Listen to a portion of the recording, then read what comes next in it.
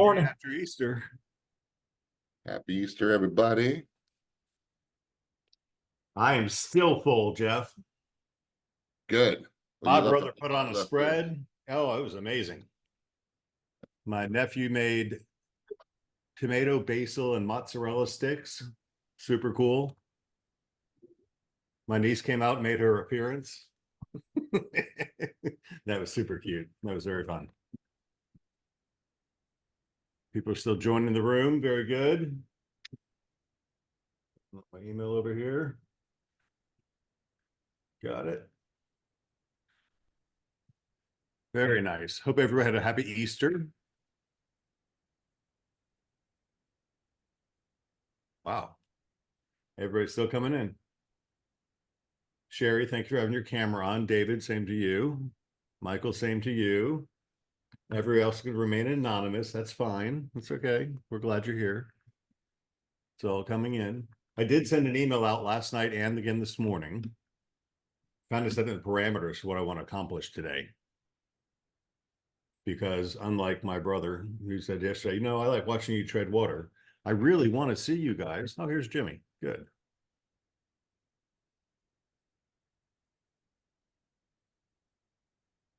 Cool. You know what I was thinking, we didn't talk about that yet this morning, but what I think would be an interesting conversation is how are we handling the conversations that are happening right now with what's going on with this new thing? And do I need to pay you now? Do I need to, do I have to pay a buyer's agent? Are any of the buyers talking with you about how does this work now? Do I pay you? Does the seller pay you? How are we handling that? Well, that's funny because in the email I just sent and the one I sent last night, which I actually learned how to pre-send an email. So I wrote it yesterday morning and it went out last night. It says, for tomorrow's mastermind meeting, I hope some of you will attend prepared to discuss, number one, a challenge you had regarding a buyer or seller questioning the NAR settlement. Example, a buyer indicating that they wouldn't sign an agreement, or a seller demanding less commission due to the settlement, or a buyer or seller that doesn't even give a crap. Question one, come on guys, tell us what's happening out there. Are you hearing shit or not? I know I've been deeply involved with an agent with a seller who asked a question and said, with this settlement, I'm not sure I need to pay a commission anymore. And what that agent did, which I was impressed with, is she sent out the podcast that I sent you last week that Jeff and Mike and I did talking about the settlement. And she actually earmarked it and said, hey, at 2 minutes and 48 seconds, listen to this statement. And at 4 minutes, listen to this. And at 8 minutes, listen to this. And it was us talking about none of this shit makes a difference. Nothing's really changed. Still letting people in the room. Nothing's really changed. And this seller has now slowly come up in commission. So they got to 4%, paying 2% to us and 2% to the co-broke, and it still said no. And we're going back and forth and back and forth. But I want to hear from you guys. John says most people don't know anything until I bring it up to sign a brokerage agreement. John, congratulations, number one, for taking the initiative to start out practicing this practice now. We're going to have to do this come July, right? I got another webinar today at 3 o'clock with a bunch of brokers from Century 21 talking about in the states where buyer brokerage is mandatory, and it's just normal. That's what they're doing, right? I don't want to turn this into a buyer brokerage class, Jeff, but you brought up the topic. So let's see. Come on, you guys open up the mics. Who's had a seller become kind of weird because of it, or a buyer that started acting weird? What's the public saying? Or tell me if you worked with buyers and sellers and the public said nothing's changed. Let's hear it from you. Hey, Craig. Yes.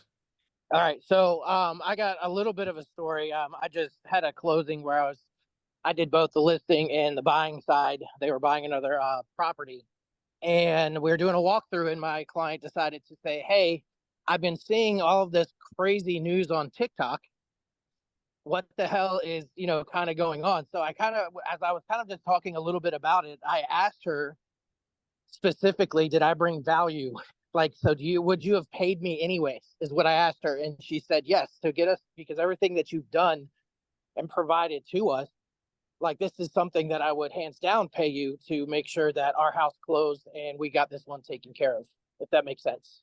It makes perfect sense. So I think everybody on this call needs to listen as all the other agents start speaking and throwing stuff in the chat, because these are the stories that we're going to be able to use, not just the videos that we have, but the stories that everybody's telling that we're going to be able to use when these sellers and buyers come up with any of these objections or ask questions about it.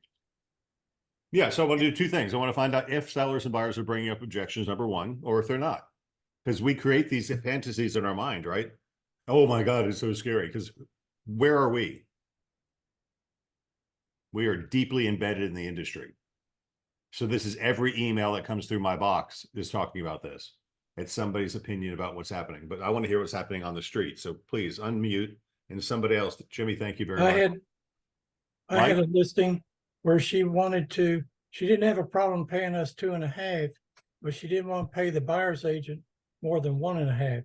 She didn't think they brought enough value to pay more than 1.5. Perfect. So how did you handle that? I lost to the KW agent who was paying 2% on each side. Oh, that's a challenge. So Chris, let's talk about that. You and I had some very big discussions on this last week. Number one, we can't lose the business, right? So let's talk about you and I talked about on Saturday. Which part? There was a lot. we talked, that was actually on Friday, but Yeah. in the parking lot at Mirror Bay, we were talking about not taking a discounted commission period, but offering a seller, a buyer, an agent concession for a repeat client or somebody who's really good, right? So we set the standard of we charge 3%, but since you are a good client and you're going to buy another house from me at closing, I'll rebate you a percentage of the commission. So we hold the stand. It's a psychological shift. It's still giving them a 2% listing, right? But we're going to give them 1% back at closing, which still holds our value at 3%. It's Plus, it's also a lot of people you're dealing with are inside your sphere. So basically, if I want you to be able to, I want you to sign an NDA type thing saying that you're not going to tell people that I'm giving you any type of a rebate or discount, but you're going to pay me 6%. My fee is going to be 6%. I'll give you a loyalty credit or a credit on the HUD at closing that goes directly to you from me, the agent. It's not my company. It's not anything. We're not discounting anything. So when John, our friend, who's your neighbor, says, hey, I saw you use Chris, what did he charge you? You can openly say, he charged me 6%. And you don't have to lie about it. I charged him 6% and he paid 6%. I just decided to give him a credit on the HUD at closing because I wanted to show him a different kind of experience, and he's going to buy another home with me. And I know he owns 3 other homes around the corner. I just want you to start flipping that script instead of, well, he's got like 5 homes and he's going to list them all with me. Good. Still charge him 6%. Give him a credit of a loyalty credit for doing that much business with you, not a discounting your services because of that. I just don't want you to discount yourself. I don't want anybody to see us or you as a discount agent or a discount brokerage.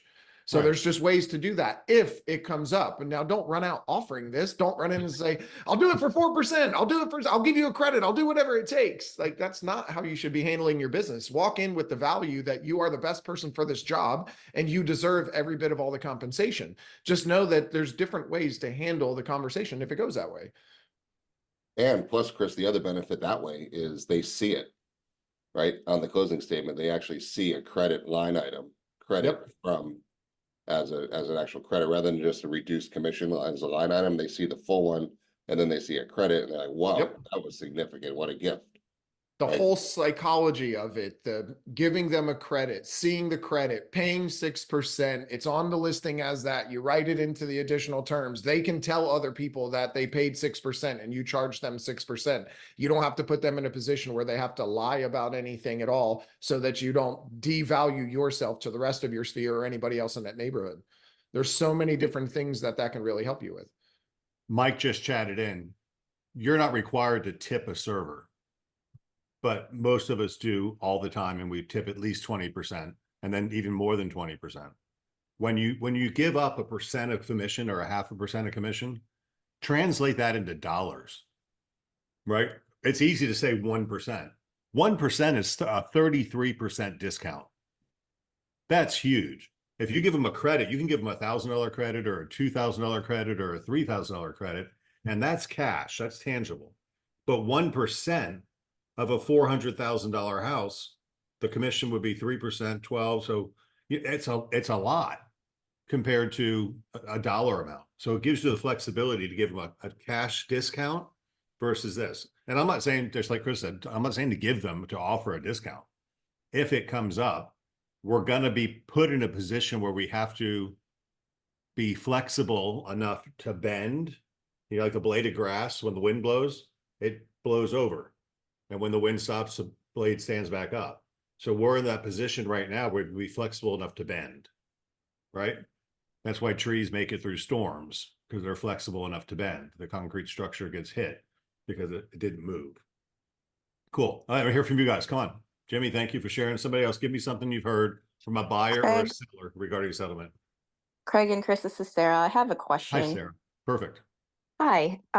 So I like the idea of offering the rebate at closing and being able to say that we're not discount brokers and still showing that 6%. But when we do it that way, if it's 1%, just want to clarify this, does that mean that if we give that 1%, we're really only making 2 on that particular deal if we offer it that way? Well, just like if you took a 2% commission, yes. Okay. But we You just we're find a only way gonna to get 2. you find a way to make it work. So what I recommend doing in a situation like that is, if you're going to just take a full 6% commission, offer 2.5. Like if you were going to do a 5% listing, or they're shooting for a 4%, 4.5%, whatever they're going after, still do it at the full 6%. Why wouldn't we do it at the full 6%? It really doesn't matter how much you charge them if you're going to be giving them a credit back. That credit will just look bigger if we make it the higher number. So do a 6% listing, offer 2.5, and then give him a credit of, say, 0.5% or 1%, whatever that is. That still leaves you with 2.5% commission. So Gotcha. to get you to get 2.5 and a buyer's agent to get 2.5, do a 6% commission, offer 2.5, give a 1% credit at closing to the seller directly, and you still make 2.5. That's fair. And that also overcomes some objections. I've heard of agents doing that. And then the other side, the buyer's agent sees that the listing agent got more and how unfair that is, et cetera. So that kind of overcomes that because they'll see it on the closing statement too. Thank y'all. Yep, you're welcome. Yeah, I've got a real situation, and I was talking to Chris about this and Jeff. We've got a seller who heard about the settlement, and they only want to pay 4%. And I have a real problem with that, because there's 3 words that you've heard me say this at sales meeting. It's our business model, it's our reputation, and our integrity. I'm okay taking 2% on listing side because it's an expensive listing. But this seller is pushing about only offering 2% to the co-op. And I'm saying, no, we have a reputation, and the agent and I are going back and forth on this. And I'm having a hard time with it, because I don't want to have, and we look to the marketplace, and there's 3 other waterfront homes in this neighborhood that are for sale. One's offering 2% co-op, one's offering 2.5, and one's offering 3. And for me, in my brain, I'm like, oh my God, why wouldn't you want to offer a 3? It's an extra 0.5%. It's $8,000. Raise your price $8,000. But in addition to that, there's another Century 21 agent who's also auditioning for the job. And the seller is playing both sides of the field, saying, hey, if you don't take it at 4, your other agent's going to do it at 4. And I'm going, no, that's not the way we operate. So that's not true. So I found out who their other agent was, and I called the other agent. And the other agent gave me this whole story about, well, they want this much money, and the pool is in bad shape, the seawall shot, it needs a new dock, the roof is 22 years old, it's going to have all these issues. I told them it's going to sell for a lot less than they want. And I don't really want the listing because they're going to be a pain in the ass. And the other agent was like, well, I want the listing, and I want the listing too. But at some time we got to be choosy about what we do, and we got to tell the truth back and forth. So we're going to come into this more and more and more as more words get out about this suit. So sellers are going to do it. So if somebody else, tell me who's worked with a buyer or seller that's had something or said nothing. I want to hear if they said nothing, because let's hear the truth, right? The public doesn't give a shit, or some people are concerned. Let's unmute. Somebody say something. My buyer, sorry, Natalia? my seller hasn't mentioned anything. He hasn't, I don't think he even cares. Nothing at all. Perfect. Perfect. That's the majority, I think. And we've spoken a lot about the, because he's always trying to, obviously he wants to make the most money with his. Sure. So he's like, okay, so if we sell it for this much, then minus your commission, meaning the 6% minus the commission, and minus this, I'll get about this. So he doesn't seem at all phased by the 6%. Well, you brought up a great point, because what does it really end up meaning? It's the net proceeds in their pocket, right? Mm-hmm. Yeah. What are you more concerned about, the commission that you pay or what you end up with in your pocket? Yeah. Right? Mhm. Because we're going to be seeing, what are the builders doing now? They're paying closing costs. They're buying down interest rates. They're paying commissions, full commissions, and paying commission bonuses. But what does that all boil down to? Their net proceeds. That's all they care about. So they'll actually raise the price in order to offer the incentives to attract the people. Because what is commission really? It's an incentive, right? So we're going to use an incentive to draw people in. And now that the market's getting a little more flooded, we have more competition.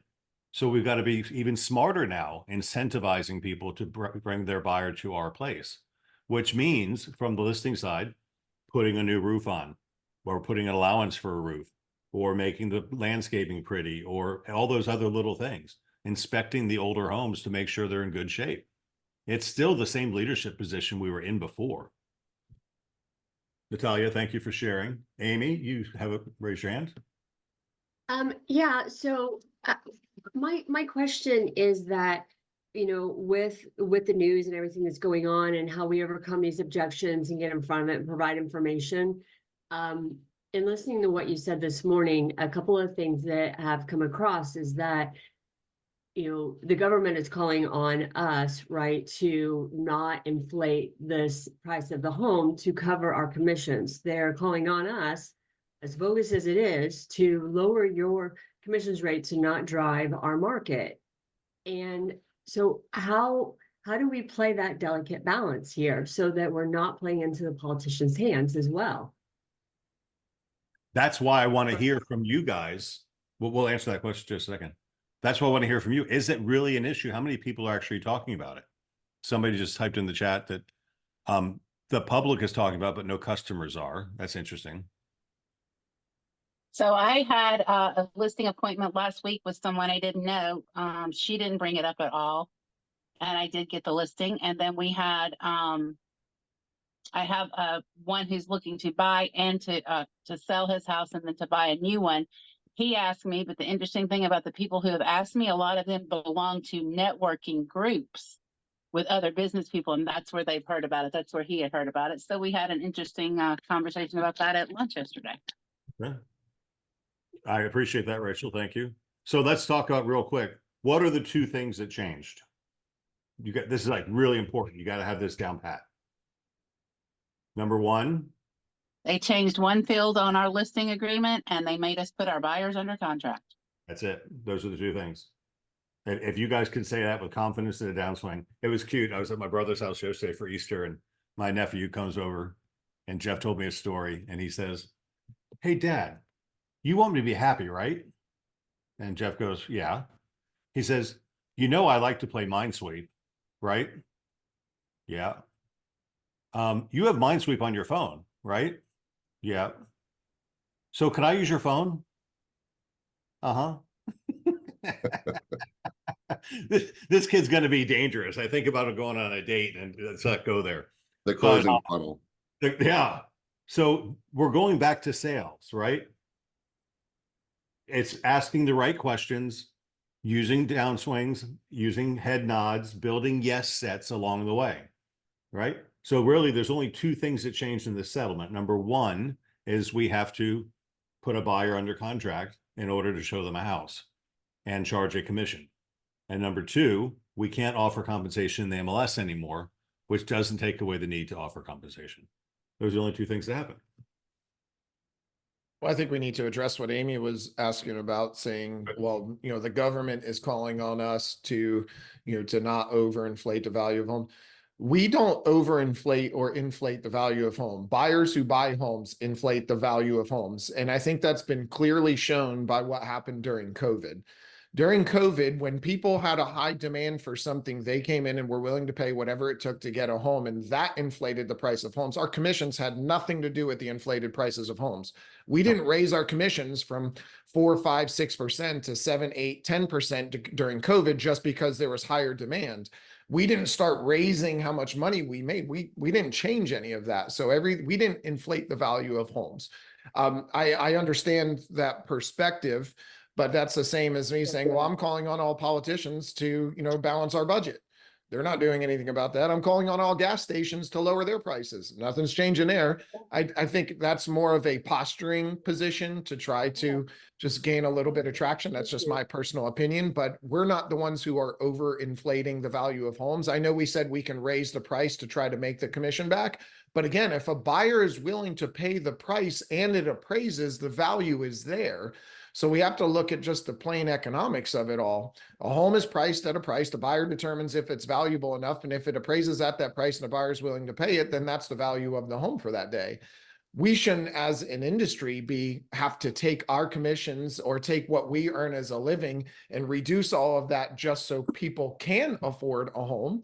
People are able to afford homes as it stands, and we're doing what we can to try to get buyers into homes, negotiate for them. We're trying to get them concessions. We're trying to get them into the best loan, lower down payment options. We're doing everything we can as an industry to help sellers sell and buyers buy. We're not trying to overinflate anything. Oh my God, right? Yeah. Thank you for answering that. Mike, your hand is up. Yes, I wanted to add to my previous comment. I've been in sales for a long time, and I learned another valuable lesson that I obviously had forgotten.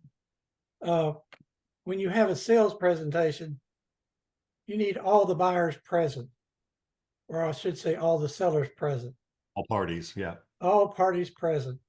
And I found out that her friend who couldn't attend was actually the deciding factor in the situation. And the KW guy, he had access to her. I didn't.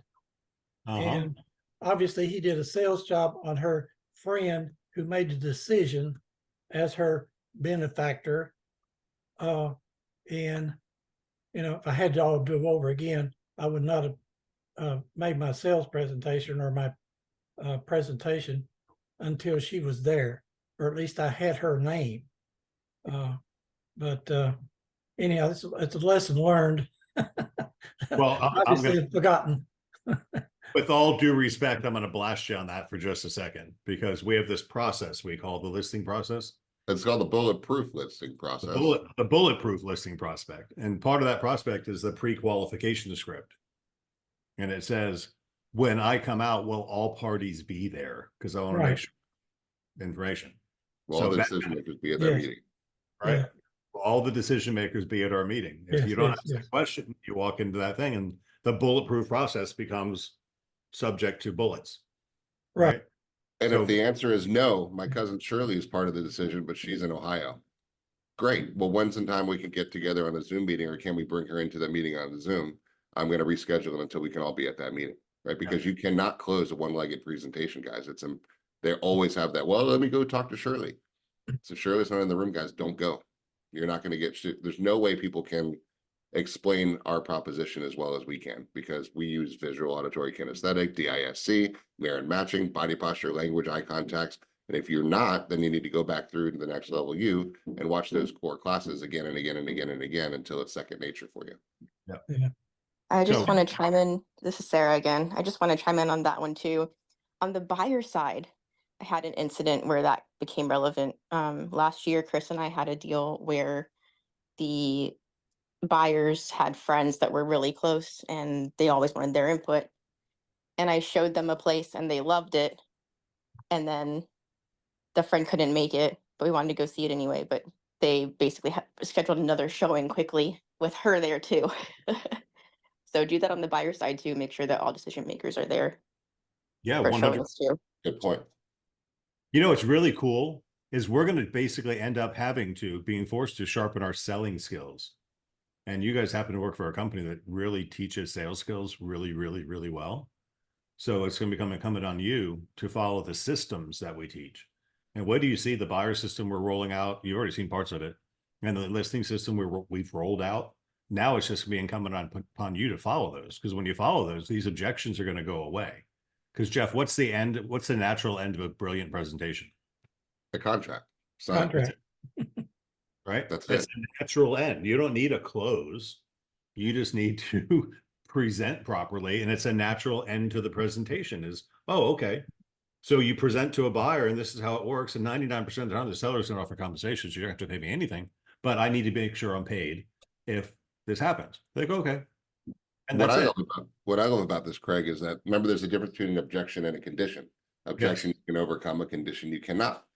Before we didn't like to say, hey, Chris, I really need you to sign this buyer broker agreement before we drive you around. And you didn't like saying it, right? Because you didn't want to spook them or didn't want to do any of that stuff.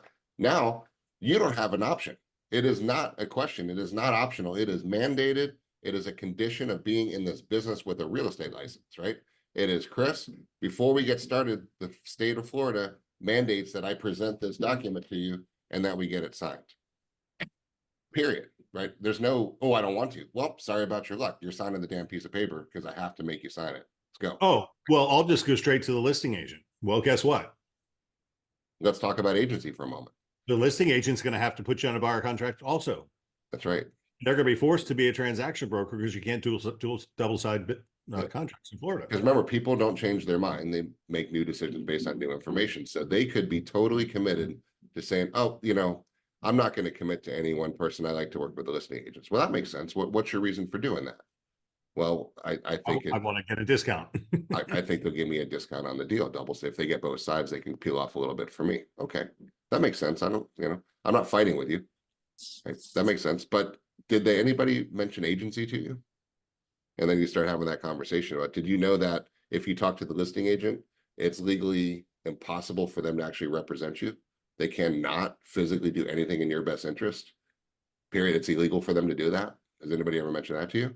Well, what do you mean? Right. And that starts the conversation because I'm asking questions. So I'm super excited about this, like you just said, Craig, because it brings in sales skills. But if you're not sharpening your sales skills, you're going to be on that boat with a bunch of other people leaving the industry. It was fun at sales meeting last week. An agent brought a friend in from Coldwell Banker, and the Coldwell Banker agent was in our sales meeting. And, you know, you guys may or may not know this, but we actually deliver a pretty good sales meeting compared to what most brokerages do. So I talked to this guy afterwards. And he goes, oh my God, I've never seen a meeting like this. That was really cool. And I talked to him about single agency because he works for Coldwell Banker. I said, are you allowed to offer a single agency? He goes, no, not at all. We're a transaction broker company 100%. So just the fact you have the opportunity to offer that gives you that, let me use a premium luxury example. You are a premium luxury person and you can charge more to be premium luxury. So we're going to keep pounding that into your head. Mike, your hand is up. Yes.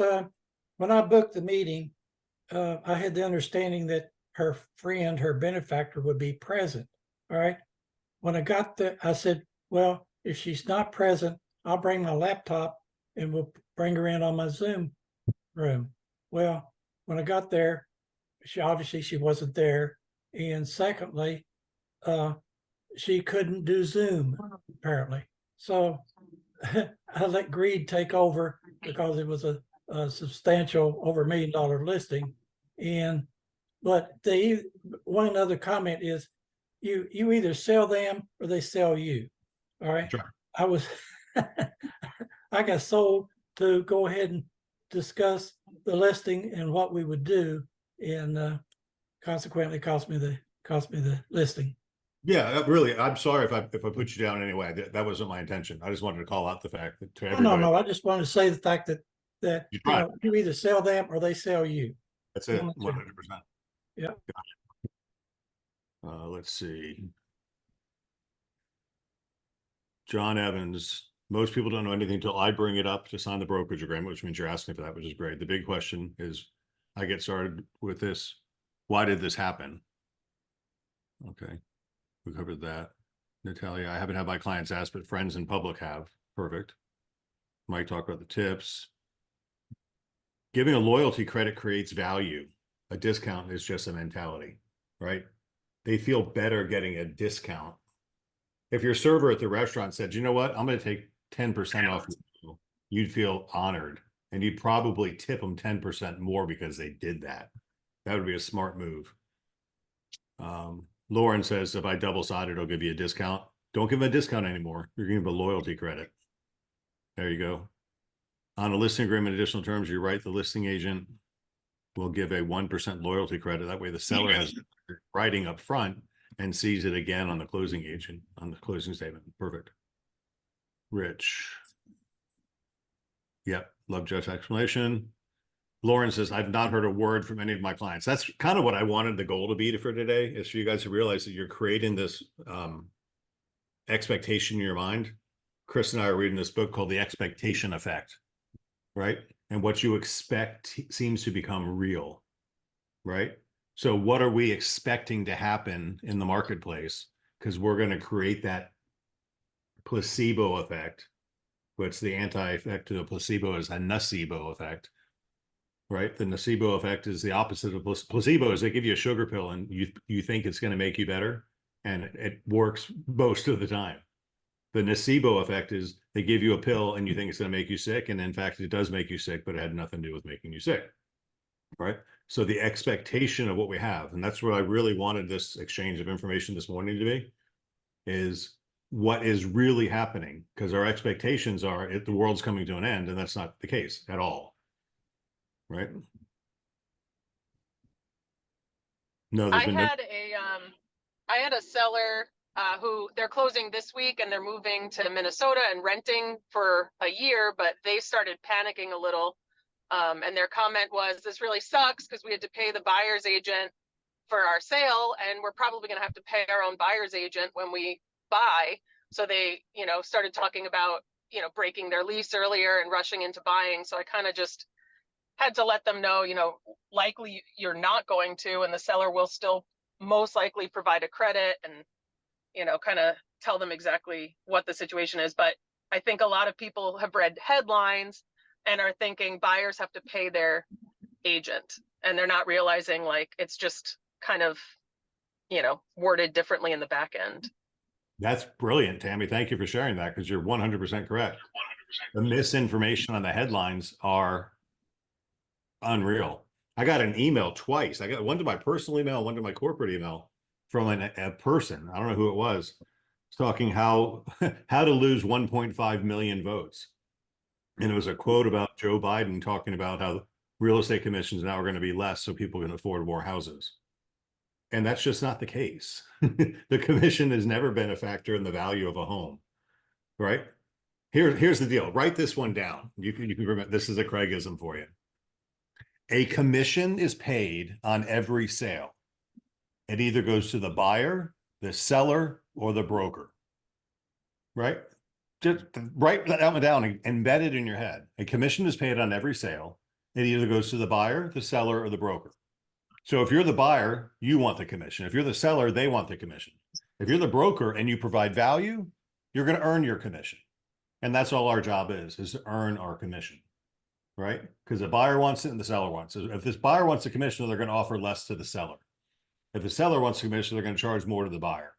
All we do is work as a happy medium to bring them together, provide value, and earn our commission. So this is important. Tammy, that was a great example. Thank you very much. Goes back to the basics of value.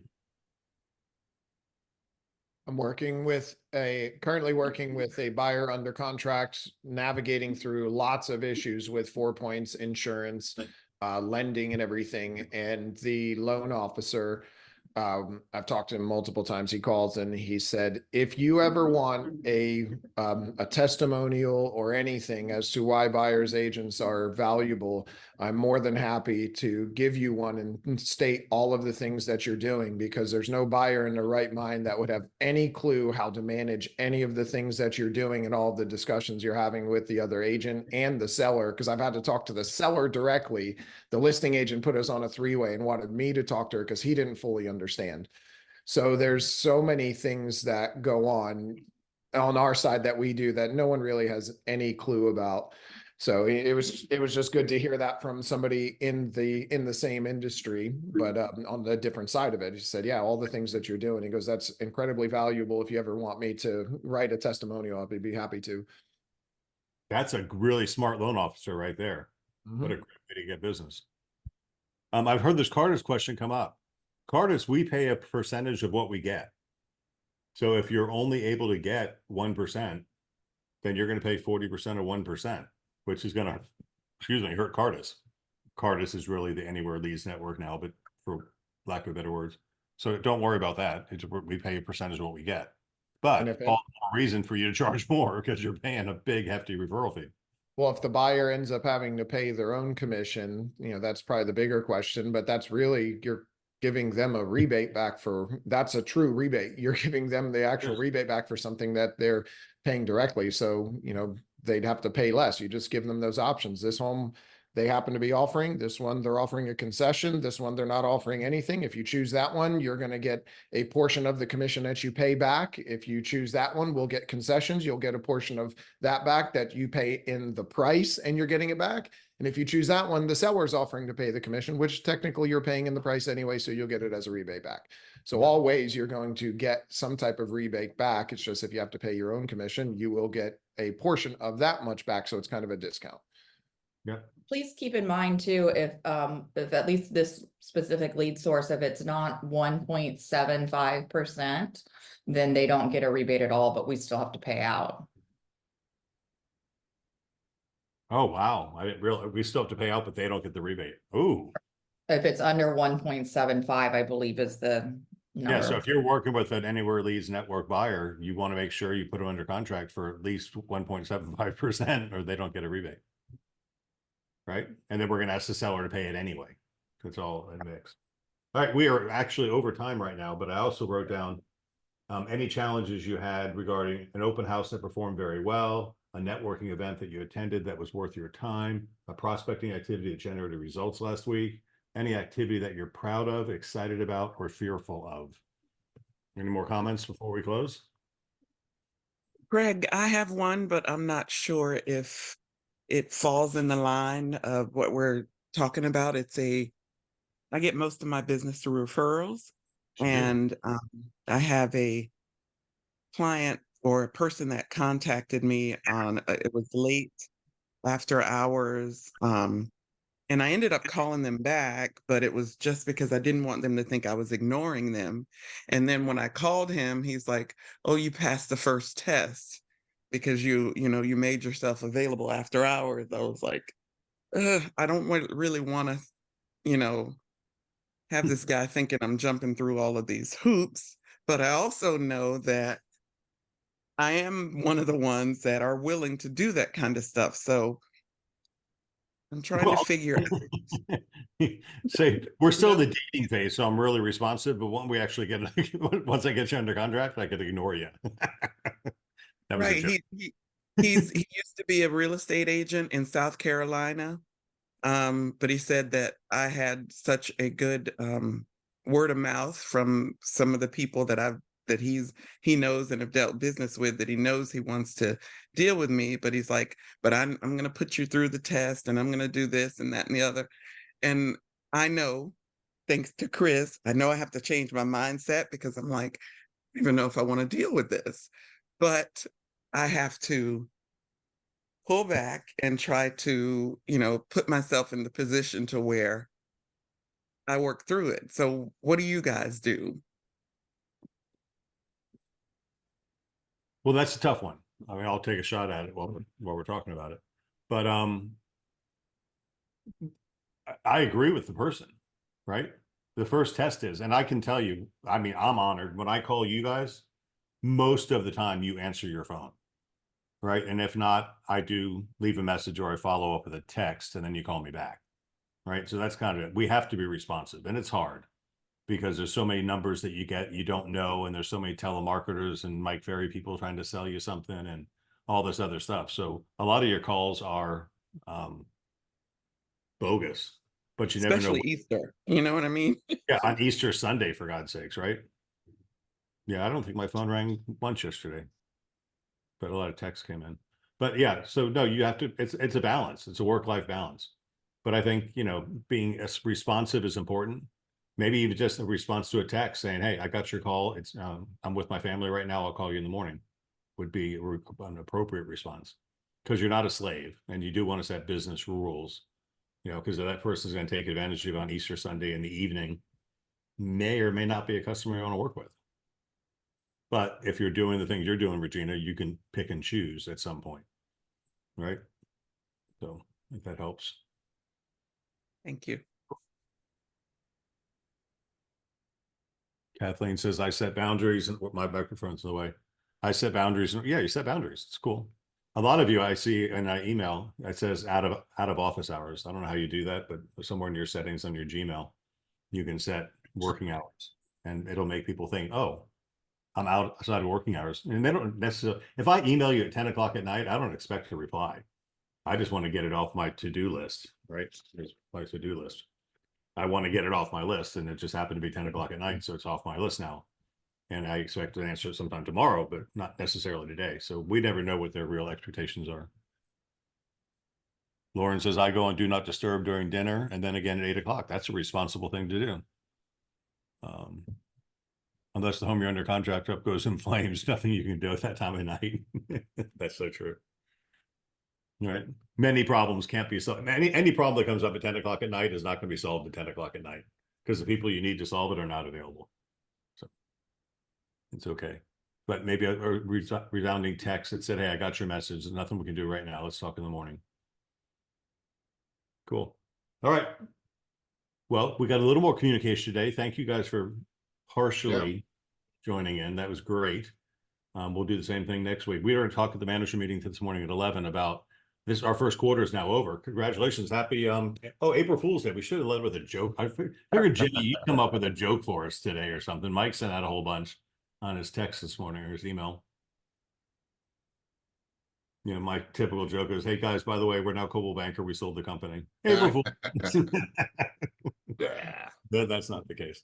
So, yeah, so we're going to talk today about continuing the mastermind or go back to training topics, because I've got a lot of training topics we have not addressed that we need to get into. So maybe a little thumbs up or a hands up. Do you want to keep the mastermind going like this, where we have all of everybody on one room, or should we go back to the webinar series? We'll talk about it today, because, you know, honestly, we're not getting the interaction that I was hoping to get from the mastermind. So maybe it's time just to go back to prescriptive events. But we'll discuss that in the manager meeting this morning, and we'll talk about it. Lauren says, yes, I like it.